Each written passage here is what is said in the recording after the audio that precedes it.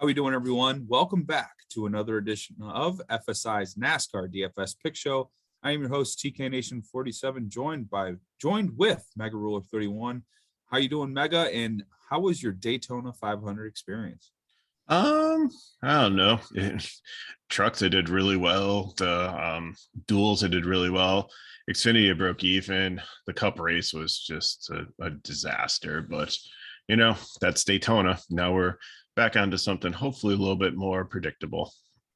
Yeah, definitely crushed everything leading up to the Daytona 500. If it was not for the last lap, I might have had a break even kind of day, but the more wrecks, the better for me at the end. After the Denny Hamlin wreck, that pretty much just crushed everybody. And, I had a few different guys have trouble. Haley having that loose wheel kind of screwed me out of some good lineups. And, just couldn't get anything going in that final race on the weekend. But, hey, it was cool to have a Millie Maker contest. And, it was really big for our sport DFS-wise. It didn't fill, so that's not good. So hopefully NASCAR, when we get NBA and NHL over with, without some of the major sports, we'll get back that boost in prize pools for our DFS contests. It'd be nice to have it for like the Southern 500 for Darlington or the Coca-Cola 600, or I think they knocked it down to 500 last year. Like a plate race is just like where everybody's going to stack the back. And like I said, I feared all the lineups were going to be the same. You got three really chalky guys. Like, give us a different type of race. But then DK, I don't know if they understand like the type of race or anything. So they're just picking the first race of the year just to generate some excitement. And I get it, but maybe we'll get one. See, they should treat it like golf and like pick like maybe 5 races to be like majors for NASCAR. Yeah, I like that idea. Where you do Southern 500, Daytona, Coca-Cola, and either the like a Talladega or a Bristol would be ideal too. A short track would be fun, yeah. Or the final would be awesome too.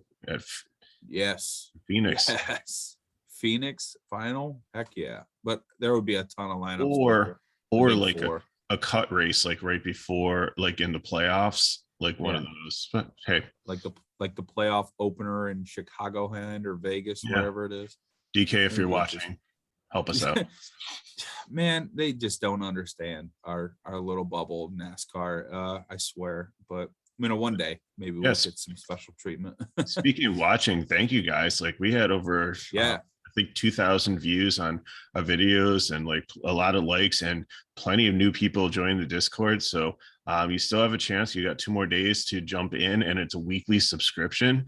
So if you jump in like anytime this weekend, it's going to carry you through some of the stuff next weekend. And if you get in the Discord and like if you get in like tomorrow and it cuts you off like on Saturday, we'll hook you up with the stuff for the rest of the weekend. We'll make sure that you're all set on that. But it was great, like great discussions, meeting new people at the start of the year. So come join us.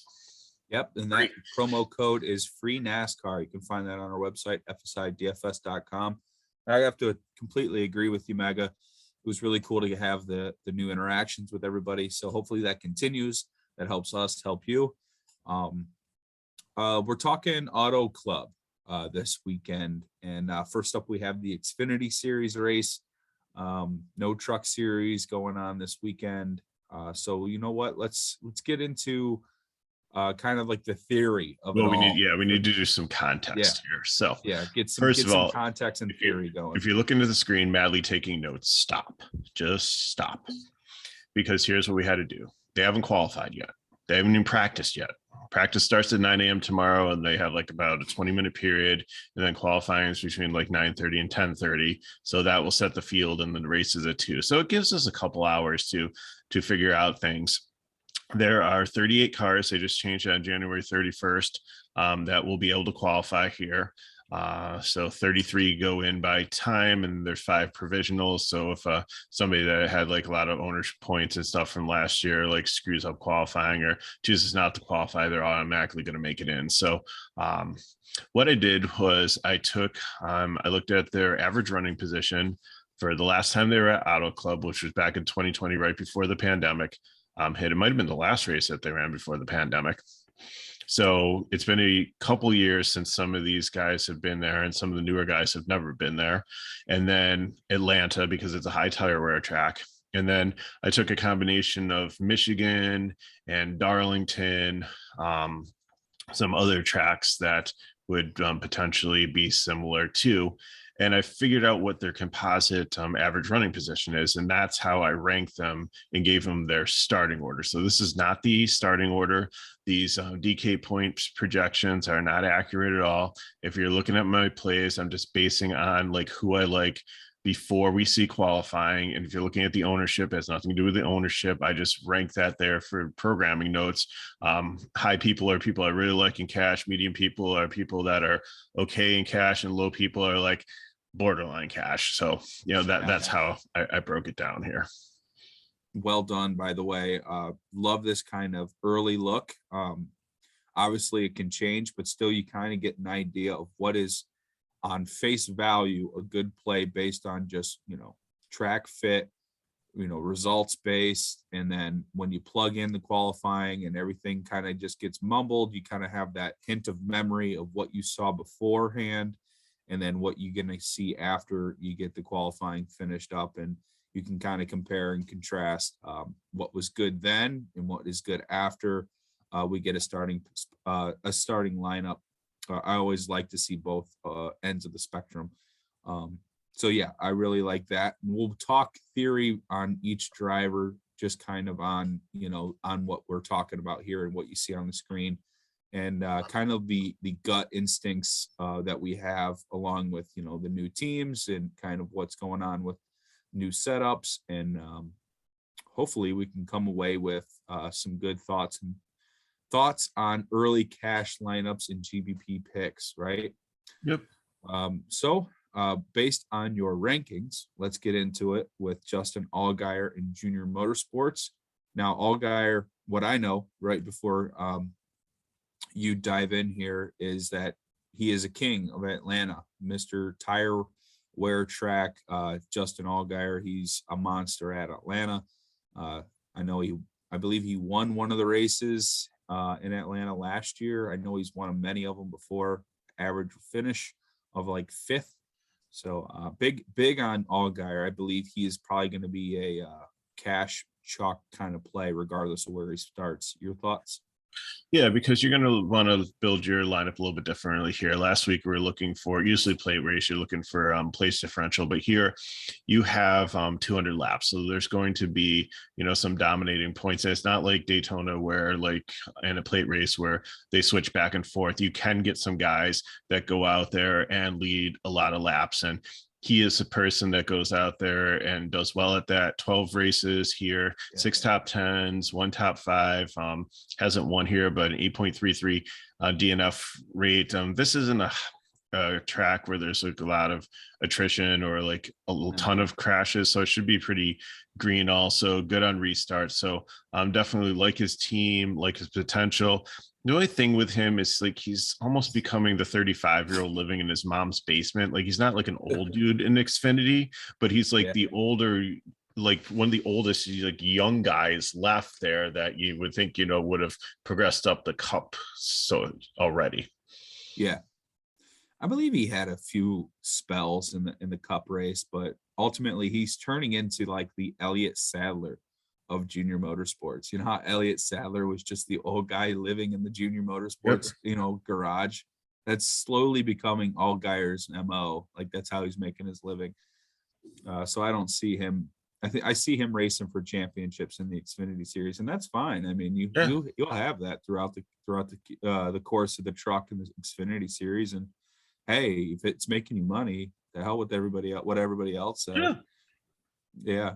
Moving on to Daniel Hamrick, racing in Colleague this year and not in the Gibbs camp. Your thoughts on the 11? It was last year's champion. It all depends here. He's like really good on restarts. So that's one thing to definitely look at here. He's run at this track 3 times, 1 top 5, 2 top 10s, finished every single race. He's led like 10 laps, so that's That's good.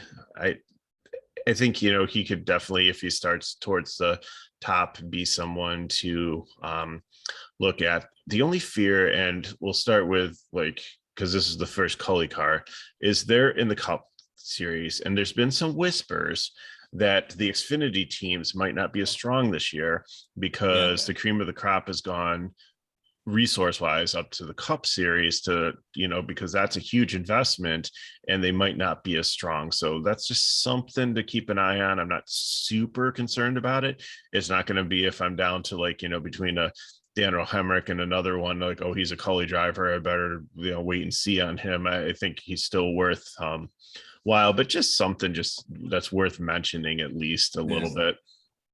So my theory is on colleague is they're probably they still have a lot of the same engineers on the engines and the chassis and stuff that are working on both Xfinity and Cup.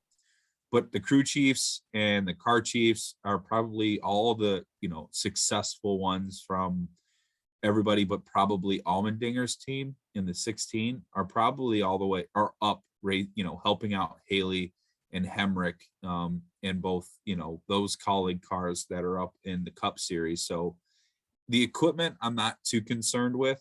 Maybe, some of the brain power behind the car, I guess you would say. I believe that could be a difference. I don't have anything formal on that. That's just a hypothesis, but, there could be something behind maybe all the good teammates, maybe like pit crew members, probably all up in the Cup, but I could see a lot of crossover, especially early on in the early years for here in colleague between both Xfinity and Cup series. Next up, we have probably the biggest head scratcher on the slate when we got on Zoom here to talk. First words were Trevor Bane, ? Yeah, and he actually popped into my mind for Daytona because you had a rookie winning it, and they're talking about back, when Trevor Bane won the Daytona 500. I'm like, I wonder what this week I was driving, I wonder what happened to him, and then I open up the entry list, and I'm like, oh wow, he's back. So Gibbs has contracted this year. And I promise you, hopefully in the next week or two, we'll have a whole Xfinity season preview. But Gibbs has gone from 4 cars to 2.5 this year. The 20, which Harrison Burton ran, is off the road. Brandon Jones kept his, and Ty Gibbs, they kept him in the 54, which was the all-star car last year. So this year, Hamrick's, I believe he was an 18 last year, car becomes the all-star car. And would I call Trevor Bane an all-star? But he was a Cup driver. He hasn't run since I think 2016 or 2017. He's got a really good crew chief here. It's the crew chief that was Bell's crew chief back a couple years ago. So I think it's Ratliff. So it's a good crew chief, but if he's constantly working with this revolving door worth of drivers and the spotters and stuff, it's going to be a little rust. Yeah. If you look at his statistics, 5 races here in the Cup series, he had really good average running positions at these tire wear tracks. So if he retained what he used to be able to do, he's fine. Who knows what he's been doing? Maybe he has been racing, and I think he's been in iRacing a little bit too, which I know has been a little bit helpful to some of these drivers. So this is going to be a very interesting one. So I'm kind of a little bit high on him just based on name recognition. I think he has a lot of potential, but if he starts too far forward, I think he's going to be a better GPP than a cash play. So the last I knew about Trevor Bane, he was running a coffee shop. They did a promo on him. NBC did a promo on him before one of the races. This guy's been running his own coffee shop. So I don't know. It's seriously something similar to that. It's literally Bane. Yeah, I honestly think that's the name of it. It's not. I'm not even kidding. Yeah, I think this guy's been running a coffee shop. I don't know if he's been racing at all. This was a complete news flash to me. So looking forward to seeing what he does in practice and qualifying tomorrow. Next up, we have in the 2-car Sheldon Creed, looking to bounce back from what I think was a disappointing year till the end. He started to heat up towards the end, but Creed definitely did not get out to a really good start last year. He was a truck last year. Oh, that's what I'm thinking. Yeah. So and he was in the champion four, won the championship I think the year before. And then he had the down year in trucks. Okay, yeah. I'm caught up. No problem, TK. So you did the video last week. I didn't. Yeah. So he's in the RCR car, and I think he's going to be decent here.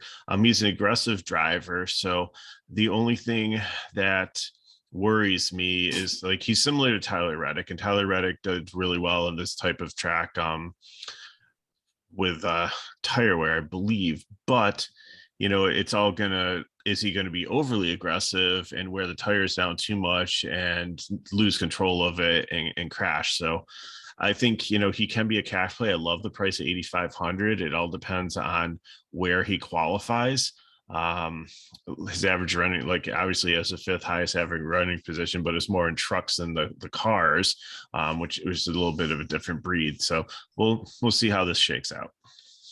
So Penske, they're not running any car in the Xfinity Series? They've retired from Xfinity. They're done. So the 22's out? Correct. No 22.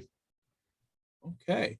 Learning on the fly here. Next up, we have Noah Gragson in Junior Motorsports. Price tag, quite expensive. What are your thoughts on that? I don't know. He's my Kyle Busch of, if you ever watch these videos, like he's my first guy in a GPP just because he's like over aggressive, but he is a really good high groove driver. This track is perfectly suited for him. However, he's got a new crew chief this year, so that's something that is kind of tame him down, right. And he's had like 2 more years of experience since he's been at Fontana, because it was early on in his second season, and he really wasn't too impressive in the first 2 races there. So it's a mixed bag here. But Junior Motorsports, it's a good car. In Atlanta, very, very good if you look at like those numbers. And his Fontana like average running position was almost 14th, which isn't like horrible. With the 2 races there, like his average finish was 19th, but he did lead a couple laps and stuff, and he did finish both races. So I think probably just a learning curve with like the tire wear and stuff. So I think he's a good play, and I think he can get some dominator points. If he's up there up front, it looks like he could get out early and lead. But he's one that could probably maneuver his way through the field and get up there too. So I think there's a lot of potential for him. Sure. Next up, we have an interesting case here. This is a pretty good driver. Unfortunately, he's not in some good equipment though. Brennan Poole in the 47 for Mike Harmon. Yeah, we haven't seen him since I think like the COVID year, like filled in a lot in like Cup Series. Had a couple of races. Yeah, so he did run once here. He finished 32nd. But he's really cheap. So I think if you're looking from a dart from the back, I think at 4,600, if he makes it, and I think that he will be able to, just on his talent alone, I think he's a very good play to keep an eye on. Yeah, if he starts in that back end of the 30s, this is definitely a driver worthy of a high 20s finish. And I think that'd be perfect at his price tag of 4,600. I'm actually really glad to see him, up here in your high on your rankings list. So already on your radar. That's good to see. Next up, I'm probably going to have quite a bit of this driver tomorrow, regardless of where he starts. It's just because of familiarity.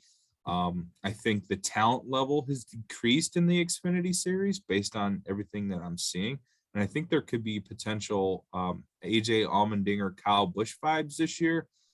So I'm going to have a lot of AJ Allmendinger in most races. I can tell you he's probably going to be a main play for me.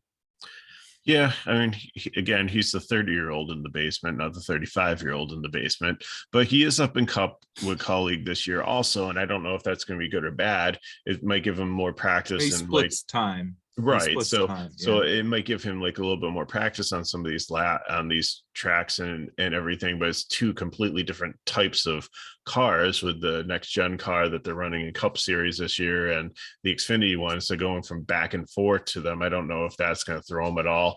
I don't believe he's in the Cup Series this week, but don't quote No, me it's on that. Hamrick. It's Hamrick. Okay.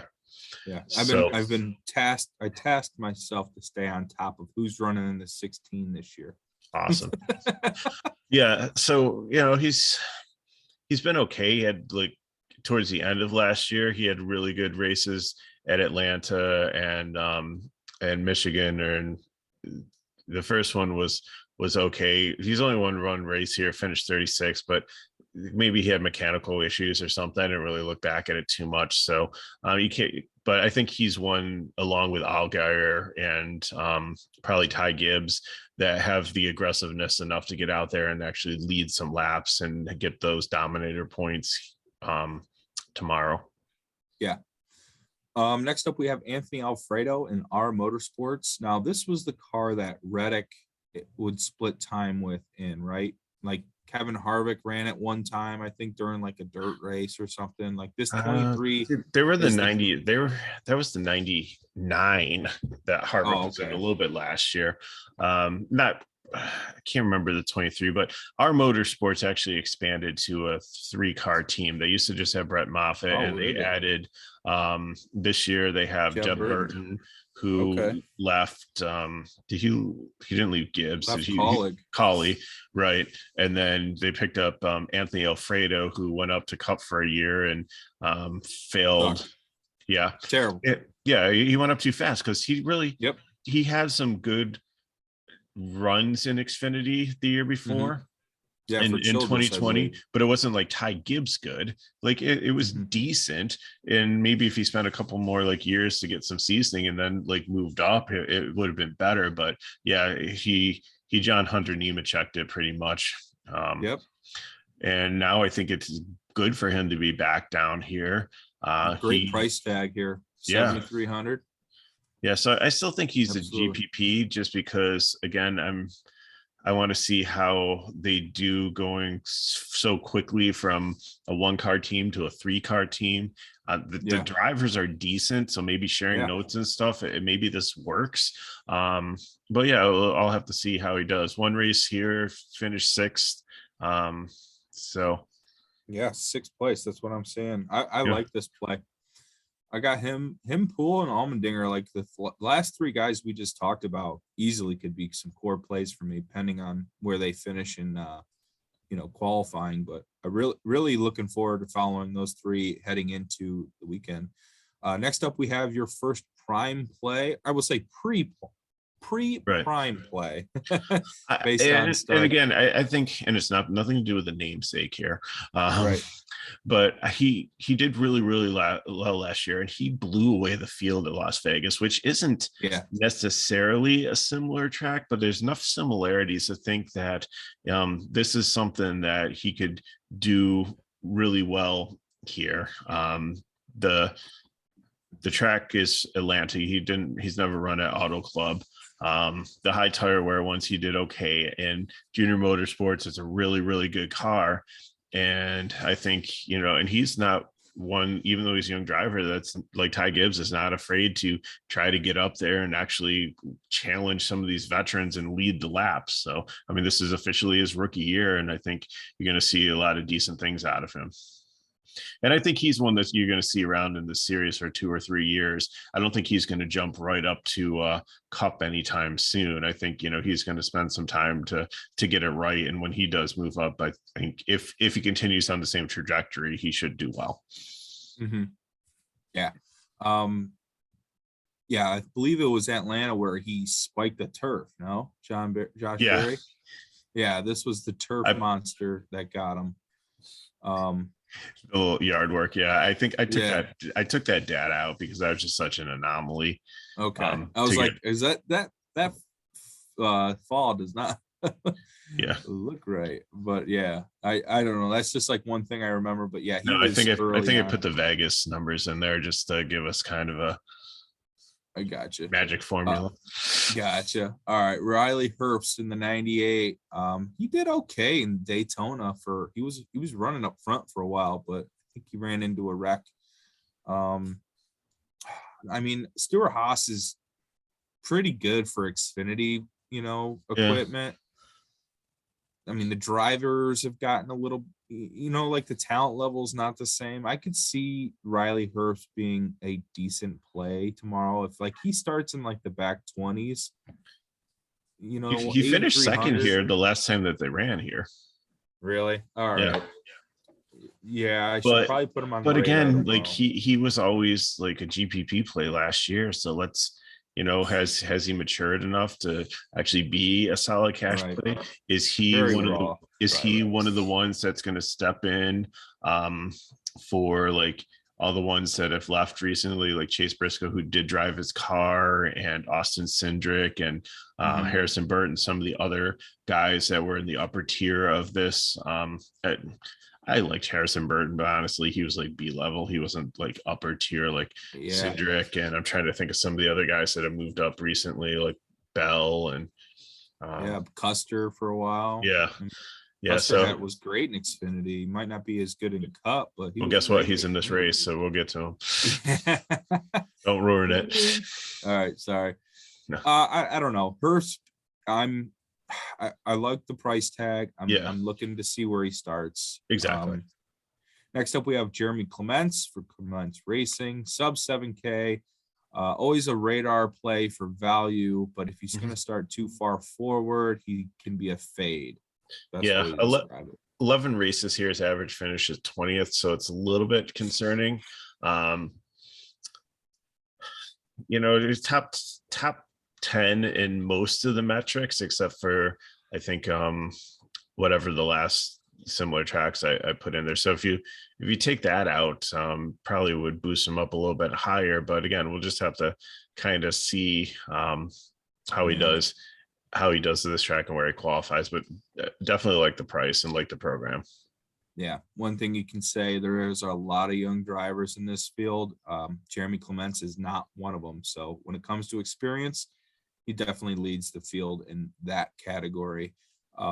Next up, we have Ryan Sieg for RSS Racing, a nice 7K price tag on someone that is going to not settle for 20th. A guy that really races hard. He's got some decent history here too. I don't mind Ryan Sieg. Your thoughts? Again, I think he's a borderline cash play. It all depends on where he starts. His average finish here is 20th. So I'd probably want to see him. I could deal with him like 15 to 20th starting, but ideally if he's below 20th, then I think he's a really, really good play. In the last two, he does have an average finish of 7.5 though. So he's got a couple top five. He's got a top 5 and a top 10 in his last two races here. Whatever they seem to do at RSS, it works here. At least, in the short term. So I think that's kind of what led me to. I can't remember. It was last year, seems so long ago. Is he the one who's like zigs when everybody else is zags? Is he the one that like comes up with his pit strategy is always different?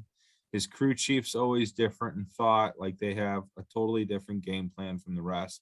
It seems to work at a select few tracks a year, and I think Auto Club is one of those tracks. But wasn't it Atlanta that he led laps at Atlanta? Yeah, and then like he didn't take tires, and then he just fell back and caused smoked. And then it caused a big wreck. Yeah.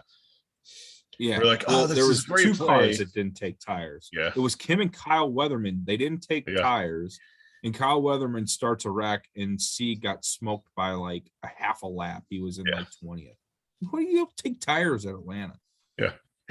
Whatever. I digress.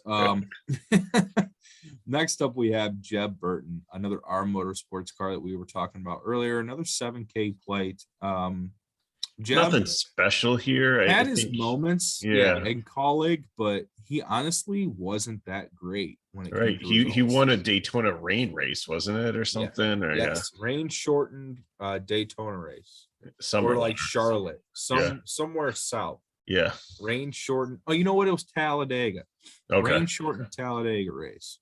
is where Jeb Burton won.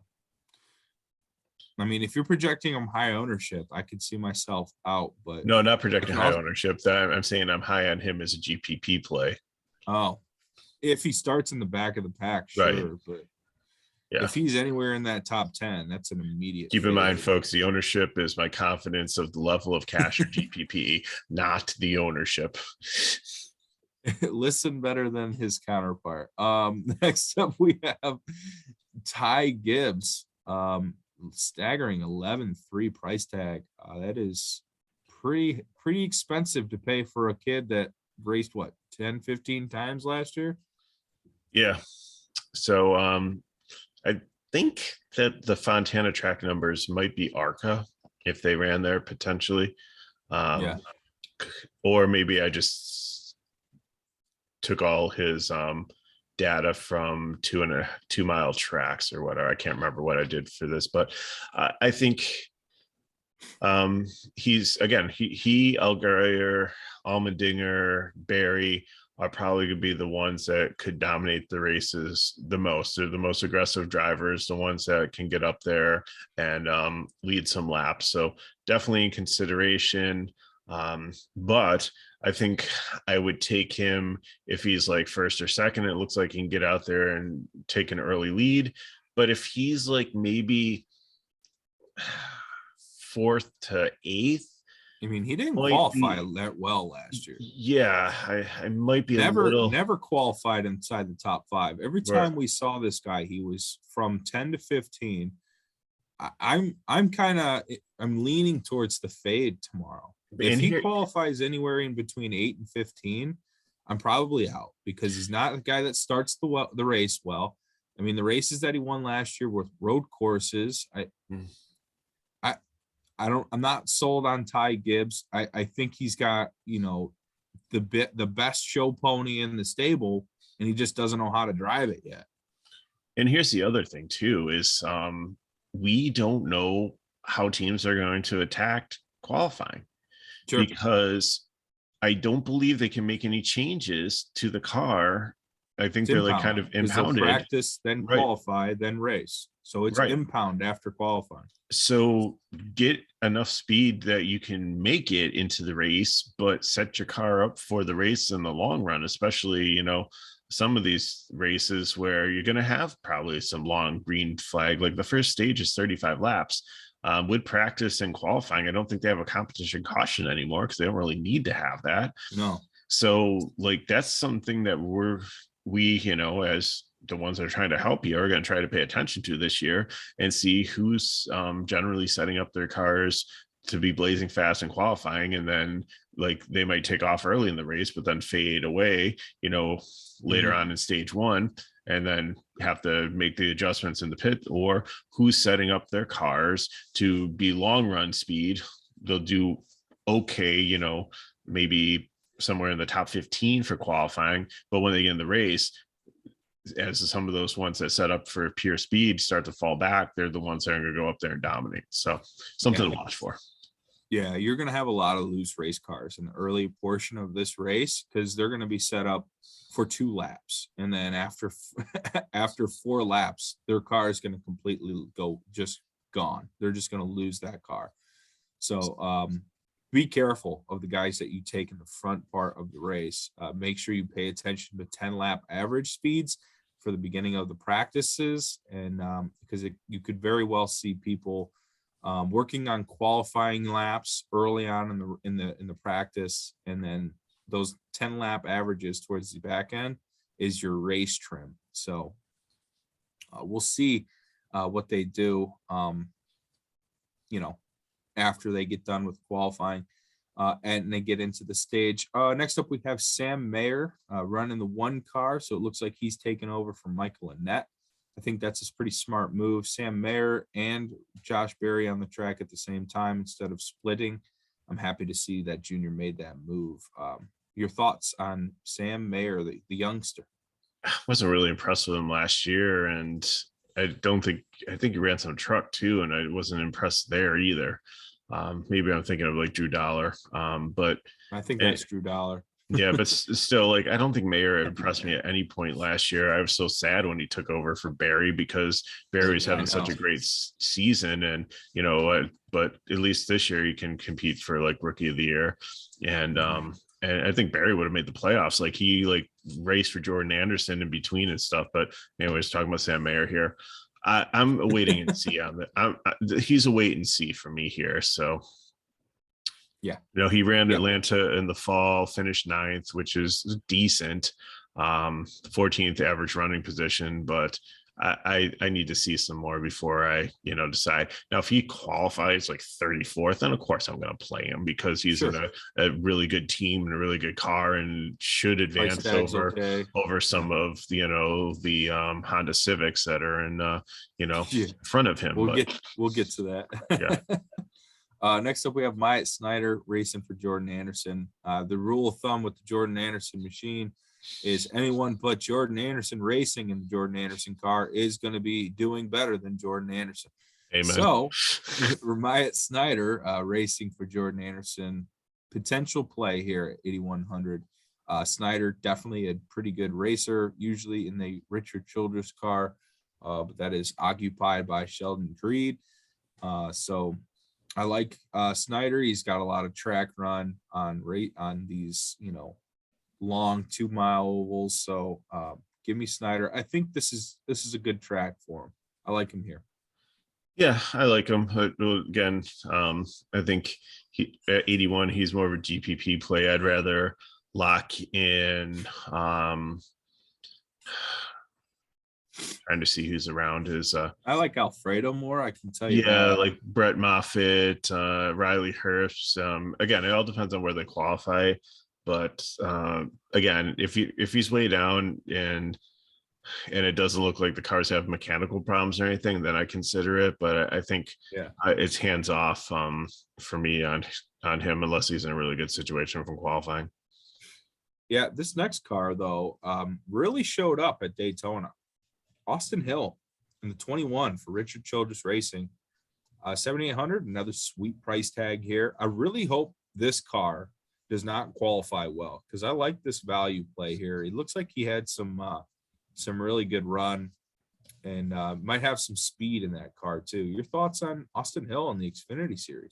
Yeah, like he's won everything. Didn't he win in ARCA and then now he's up in, then he won in trucks and now he's up in a truck. Yeah. Now he's trying Xfinity. He's doing the slow roll approach, and I kind of like that idea. He's working his way, building a resume, and man, he looked good for a while at Daytona. I like him here, 7,800. He does, and he's good on this. He's good on this style of track too. So he has a 16th place finish here in what was probably, some random, jump in for some other random car. I couldn't tell you. No, it was a truck race at Fontana. Oh, well, I have Xfinity here in the last 2 races since 2019. It says he's finished 16th. So oh really? Must have some kind of just sub in moment or something. So he's on my radar. Is he from California? I don't know. It's a good question. Anyways. Yep. Next up we have Brandon Brown. Always the value play. Can always be chalk at any moment. Xfinity's most famous driver. Yeah. For all the wrong reasons. Well, there you go. I didn't say it, but there we go. Let's go, Brandon. So yeah, winner of, I believe, Talladega in the fall. Yes. Mr. Brandon's interview has launched a culture meme. But here's the thing though, we always liked him even before that, even before he won that race. I know, he was our value guy. Yeah, he and Clement, they're almost the same guy, play wise, great, family owned team, father's son, working on the cars and stuff. Love the story. High on him as a GPP. 2 races here.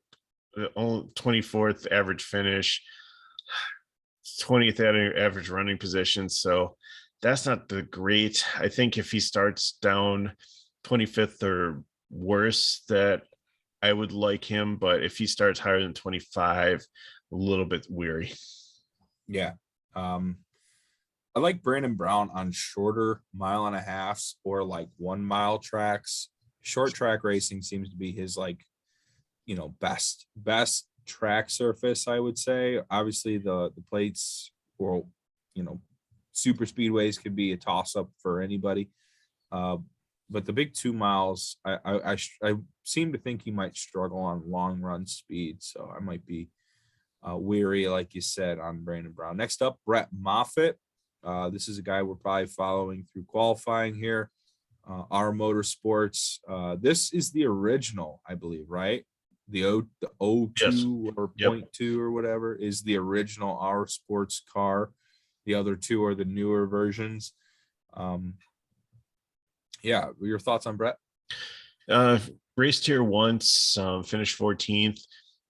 He's down on speed just because he had one really bad race at Atlanta, but 7th average running position in the fall race. Nice. Yeah, so there's been some potential here. I think at the price and his experience, he's a cash play, but again, it's a borderline cash play, and it's all going to depend on where he qualifies. Yeah. Next driver I love on these kinds of tracks. This 2 mile high tire wear, high driving lane. These are Brandon Jones's best tracks. I love them at Michigan every year. I'm going to love them at Auto Club. Now granted, he could wreck out at any point. This guy's high volatility, but this is my favorite style of track to have. Brandon Jones, 9,300 is an awesome price tag. We are aligned here with your thoughts. So love it. Yeah, led 73 laps here in 5 races. He dominated stage 1 and stage 2 here in 2020. Had a bad pit stop in stage 3. It cost him the race. Yeah, definitely 9,300. I think just with this track style and the way he's run here, I think that, and he's one that's in the same car. I believe it's the same crew chief and stuff. There's a lot of continuity here. No change. Things line up really well for him tomorrow. Yeah, this isn't anywhere he starts play for me. I only have a few of them. Allgaier, Almandinger, and Jones are anywhere they start plays for me. That's just because I feel strongly about how they finish this race. Next up, we have, if you can't tell, I'm leaning in that balanced build. That's yeah. Anyway, next up, we're going with Kaz Grala, Alpha Prime Racing. It's Tommy Joe Martin expanded to a second car, and he's got a whole bunch of European guys driving in him. Kaz to me is more of a road course guy, super speedway guy. So I don't know what really to expect here. Not great on high tire wear tracks. So again, if he like qualifies like 30, like 5th or something like that. Yeah. He wouldn't be down there because that'd be like provisional drivers and stuff. And because you can put all the speed guys first, but and I don't know if they have any if they bought provisions when they got this car and number and stuff. So I forget about that. It doesn't really matter. He's only a good play but 7,400, like if somebody's down there, I'd rather take a punt play that's cheaper. So I think I'm kind of out on him. Fair. Moving on, we have Alex Labay, DGM Racing 36. This is a driver that's returning into his normal car. Yeah, but he's more of a road course guy. I really don't like how he lines up here. Again, not a good track for Alex Labay. I would, again, 66. I'd rather take him over Kaz Grala. Like you said, with like being an established team and stuff, and what we have seen if he starts down lower, if one of them's starting 27th, the other one is starting 28th, and it's between the two of them, I'm going to take Labay. Fair enough. Next up, we have Tommy Joe Martin's 6,300. I can't really think too hard on any kind of awesome finishes for Tommy Joe, but he usually does pretty well at Charlotte. If he starts below 20th, then we play him. If he starts above 20th, we don't. That's where the line is. Tommy Joe Martin is a guy that's going to probably finish in somewhere around 20th. So, we just hope that he finishes where he starts and hope that he, doesn't get run off the road by somebody, or collateral damage. But again, this Alpha Prime Racing, it seems like they're throwing some money in. They got some more backing and stuff for it. So I don't think he's going to be one that's going to like challenge for the title or make the playoffs. But I think that this might be this year they take a step forward, and maybe those 20th finishes could start being like top 15 to 20 finishes. Sure. It's funny, then the two races he's raced, he's got an average finish of 19th, so it falls right in line.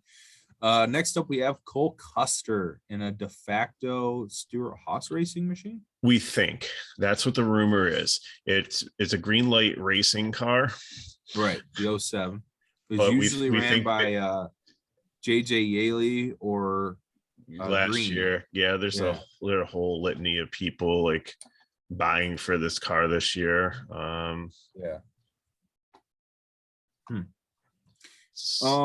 mean, Cole Custer's won here. Yeah, he won he won the 2019 race. Yeah. Price tag under 10K, fits my balance build structure. Yeah. This car is not gonna qualify well, so he's gonna have some place differential. This car is gonna be shared between David Starr, Joe Graff Jr. Chase Briscoe might drop down and drive in it. So probably for like a special race. Yeah. Yeah. Okay.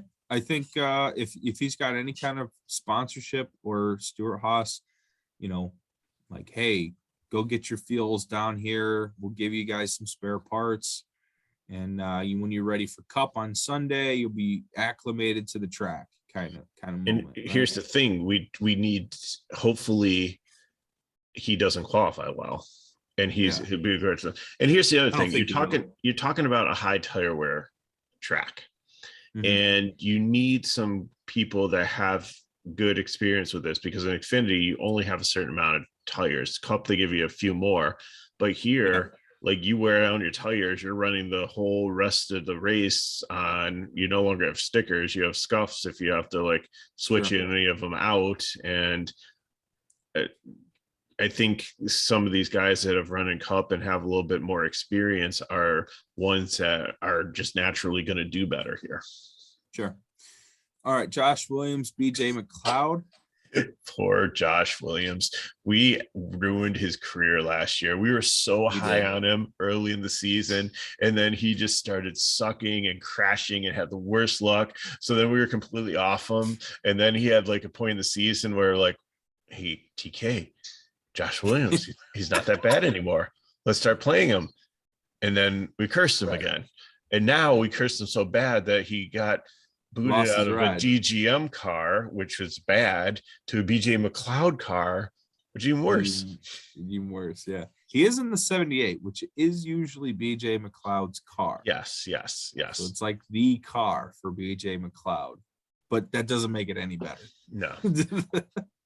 No, so I don't know. But I think depends on where he qualifies. I guess. Exactly. I think he's got the ceiling to be like top, 22nd to 20th. So, but he's very risky. Yeah. Will Rogers. I think from here, like we've gone. This guy might not even. I think might not even qualify. No, he will. He's a rookie. The 33, the Room brothers, they have brothers racing. So yeah, I think it's time for speed round, because we've gone a long time in this video. So Will Rogers, rookie, don't really trust him here. Not super interested unless he qualifies. Jeffrey Earnhardt, not usually interested in him. Timmy Hill, maybe a little bit of interest. He's run like 7 races here, but his average finish is 31st. So that's kind of suspect.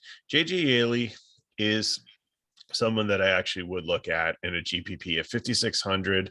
He has Cup experience. He's got all kinds of experience. Tire wear, 14 races here. He's got 1 top 10, average finish 26. Yeah. If he starts 25th or back, I think this car can actually make it to the end. Yeah, Joey Gase, he and Emmerling formed a team. This is the second car. No, he's actually in the 35. Okay, this is the primary car of this team. There's also going to be running a 53 limited this year. between Patrick Emmerling and Joey Gase.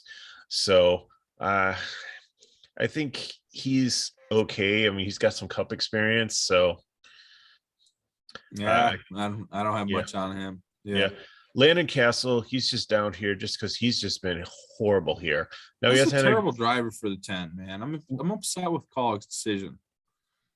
Not a big Castle guy. He's way overpriced here at 8,900. Like you're No talking offense. about a guy that drove like the 4 last year, you know, like He had good finishes, but right. He got a lot out of like a little that he had, and you would think that you put him in a better car and it's going to translate to better results, but not always the case. I'm not paying 8,900 to find out. No. And this is a week where pricing starts to matter again. It's not like Daytona where you could leave like 40,000 on the table and be fine in some instances. So this guy's ceiling is like 17. Yeah. And if he's going to qualify anywhere between in 3 races, he averages 30 again in inferior equipment, but I just don't see it. No, I'm out. No. Keep going. Yeah, Kyle Sieg, the numbers you're looking at are his ARCA numbers here, which I mean really aren't super comparable to, because you got Truck Series kind of in between. I'm in on Sieg Racing this year. Yeah, it's the brother of Ryan. He's only gonna be doing like part-time, like filling in. There's gonna be a lot of guys rotating in this 28 car, so I don't think he's the worst play if he's like starting like down in the 30 someplace. But he was the key to my Daytona success. So I'm in. Okay. From that day forward, I decided I'm going to play Kyle Sieg every week. Okay. Good. Okay. Good luck. Jesse, anyway, I love the story. Emmett Smith is backing this race team. He's not a bad driver. Again, I think he's got like a top 25 ceiling. All depends on where he qualifies. The price is good. I know I have a fade on him, but I might rethink that. Kyle Weatherman, again, he needs to start 30th or behind because his average finish here is like 34th, but that's only on 1 race. So he's one that we could play last year. He had some mechanical issues, but he's in a different car now. He went from BJ McLeod to DGM, which is an upgrade. Bailey Curry. He's one that actually was Castle's ride last year. Bailey Curry had some flashes last year. He raced really well. Yeah, so that's why I have him as high as a GPP. Jay Buford, this big red machine, a little bit. Dude, they've had speed. Had some speed. Yeah, a little pricey for a scrub, but you know, I think he has a top 25 ceiling. Also, Ryan Vargas not interested in. I don't know if he'll make it. God no. Stefan Parsons potentially will qualify. Joe Graff Jr. I think will just qualify. He might be the one that starts 35th if there's provisionals behind him, or he'd start like 33rd, and then it'd be anyways. Mills and Massey, I don't know if they're going to make it. So here's a fun game if you've made it this far in the video. Each week, what we will do now that we have qualifying is if you can list correctly the 3 people that are not going to qualify for this race, actually get 2 out of the 3, then we'll work on getting you a coupon for a free week of NASCAR. So we'll have that as a contest each week. In the comments below, put who are the 3 people that you don't think are going to qualify for the race this week. And if you get 2 out of 3 of them correctly, we'll give you a free week of FSI. Sound good? Yeah, I love it. So the cool thing, TK, is that the Cup is actually going to qualify tomorrow before the Xfinity race. So when we do the Cup preview tomorrow night, we will be able to actually have the field and talk about real results. So also give us some feedback on this. Like, does this work for you as we are just like speculating on it, or would you rather us just like pick like 10 drivers and just talk about that? So it's a new season and it's a new format for NASCAR, and it looks like it's going to be like this for most of the season, where Xfinity and Truck, we're not going to have actual like lineups before we are able to shoot a video. Cup we should, but let us know your thoughts. So appreciate you all watching. Absolutely. You know what, Mega, we'll end it on that. Good job out of you in that speed round, and overall here with the projections without qualifying. I got to say hats off to you. And thank you all for listening. Please like this video, hit the comments for any kind of comments you have, as Mega stated, about our feedback, and follow us at fsidfs.com. All right, guys, thank you and enjoy tomorrow's race.